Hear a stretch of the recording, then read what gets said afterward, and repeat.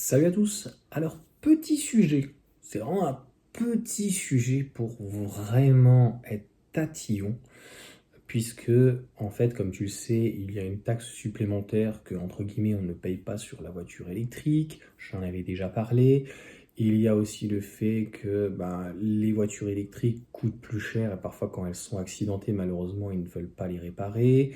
Et les voitures, d'une manière de toute façon générale, coûtent de plus en plus cher et dès qu'elles sont atteintes, même un véhicule de façon thermique, il y a de plus en plus d'hybrides ou hybrides rechargeables, ça devient de plus en plus compliqué. Donc j'ai mis ça coince en tout cas au niveau des assureurs, c'est-à-dire que parfois on a des assureurs qui n'ont même pas envie de se prendre la tête et le véhicule est à peine touché, ou il y avait un problème au niveau de la structure, ou même des fois ça peut être aussi au niveau entre guillemets, des rideaux, hein. C'est-à-dire c'est même pas forcément au niveau de l'électrique, hein, ça peut être d'autres véhicules où ça coûte tellement cher finalement à réparer que le véhicule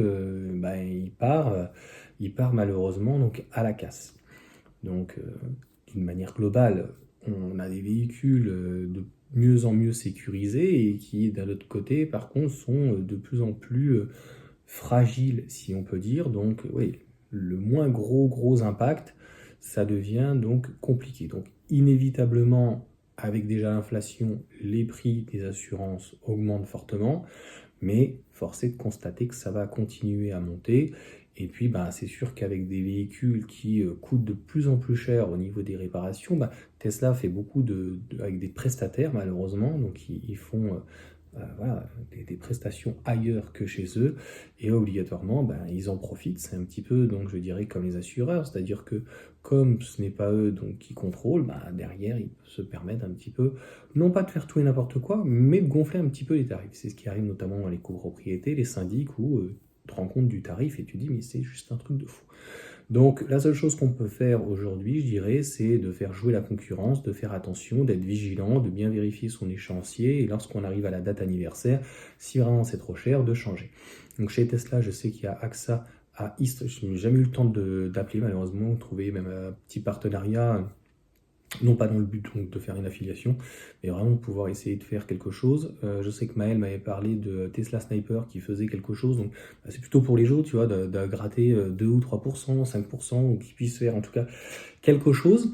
Donc je referai peut-être un point. Voilà, moi je suis resté dans avec Carrefour, j'ai eu une grosse augmentation à pratiquement 70 ou 100 euros, mais c'était toujours moins cher que la Poste. La Poste était très bien située pour mon Porsche Cayenne, mais alors là c'était 1200, 1400 euros. A priori, ils sont pas du tout spécialisés donc là-dedans. Alors attention, faut pas avoir non plus le verre à moitié tout le temps vide. Par exemple, sur les Tesla, on dit ouais, mais bon, c'est des voitures jetables, dès que tu as un pet, etc., la voiture n'a pas la poubelle.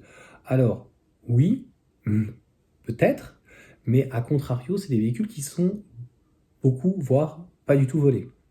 Donc voilà, tu vas peut-être avoir plus de vandalisme pour les jaloux, peut-être, mais il y a vraiment très peu de vols, donc ça s'équilibre. Voilà, j'avais déjà expliqué notamment avec la clé main libre de chez Renault qui est facilement piratable ou directement vient intervenir sur la serrure et puis ils ont une clé donc qui reprogramme avec l'ODB. C'est pour ça que moi la Laguna je payais très cher. La Laguna c'était pratiquement le même prix que le modèle Y, donc on l'avait mis même au tiers, je trouvais rien en dessous de 250 euros quoi. Je dis attendez, je vais pas payer 600 euros une assurance pour un véhicule qui vaut 4000 balles. Au bout de 3-4 ans, finalement, l'assurance m'a coûté le prix de la voiture. Donc, je viens à assurer, mais à un moment donné, il ne faut pas non plus me prendre pour un jambon. Voilà pour cette petite vidéo, ce court moment. Je vous souhaite une bonne journée, et puis je vous dis à bientôt.